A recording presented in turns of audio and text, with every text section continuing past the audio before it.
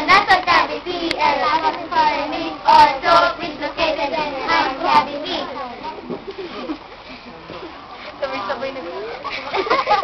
The female tree outside of the leaf between the legs with opening on the vagina, the urethra, and the anus, the vagina or birth canal is between the anus.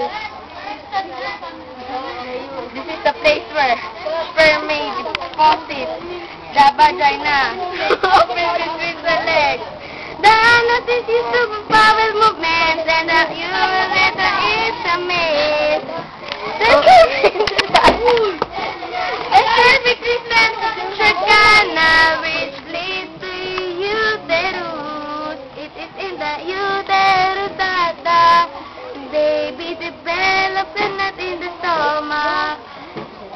Some people think the ovaries are the organs that produce ovum or